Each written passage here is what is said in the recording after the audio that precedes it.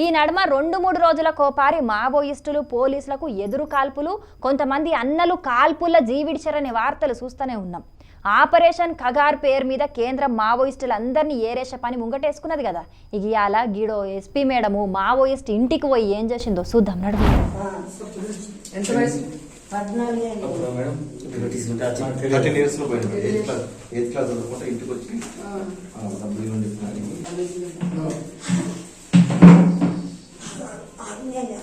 పేరు కన్నా ఊరు మిన్న, మన ఊరికి తిరిగి రండి అనే నినాదంతోని అన్నలు వనజీవనం వీడి జనజీవనంలో కచ్చేతందుకు తీరు ఉపాయాలు చేస్తున్నారు పోలీసులు. అట్లా నిర్మల్ జిల్లా ఖానాపూర్ మండలం భావపూర్ ఊరి నుంచి అడవి బాట పట్టిన తూము శ్రీనివాస్ ఇంటికి జిల్లా ఎస్పీ జానకి షర్మిల మేడం పోయింది. శ్రీనివాస్ తల్లి తూము లచ్చవ్వ మంచి చెడ్డలు అరుచుకున్న ఎస్పీ మేడం ముందుగాల ఆమెకు సన్మానం చేసి అటెన్క ఆమెకు బట్టలు, బియ్యం, పప్పులు, ఉప్పులు అన్ని తీర్ల తిండికి సామాన్లిచ్చింది. నీ కొడుకు లొంగిపోతే ఆయన పేరు మీద వ్యవసాయ భూమితో నట్టుగా రివార్డు కూడా ఇస్తామని ఆ తల్లికి ధైర్యం చెప్పిన ఎస్పీ మేడం ఏం మాట్లాడిందో ఇనుండ్రి.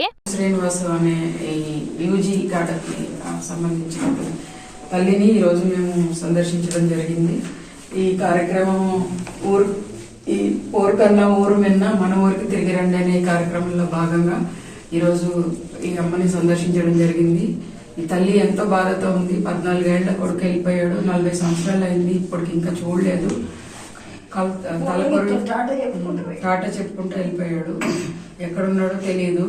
తలకొరు పెట్టేదానికన్నా కొడుకు కావాలి నాకని తల్లి ఎంతో మనోవేదంతో ఉంది. ఈమె మనోభావాలను గుర్తించి ఆ శ్రీనివాస్ వచ్చి ప్రభుత్వానికి లొంగిపోయి పునరావాసం పొందాలని కోరుతున్నాం. ఒక్క శ్రీనివాస్ మాత్రమే కాదు, మావోయిస్ట్ పార్టీల పనిచేస్తున్నోళ్ళు ఎవ్వలైనా అడవి బాట ఇడిచి జనం బాట పడితే ఆళ్లను అన్ని తీర్ల ఆదుకుంటామని పోలీసులు మాటిస్తున్నారు. ఇక శ్రీనివాస తల్లి ఏం చెప్తున్నదో ఇనుండ్రి. శ్రీనివాసు నా కొడుకు 14 ఏళ్లలో పోయిండు. 14 ఏళ్లలో పోయి ద్వారం పట్టలేడు. నాకు మీ గోలుకొచ్చి నాకు తలగొర్రాయి పెట్టేటందుకు కంటే నా కొడుకు రావాలి. ఇంతే నేను కోరుకునేది ఏం కూడా లేదు.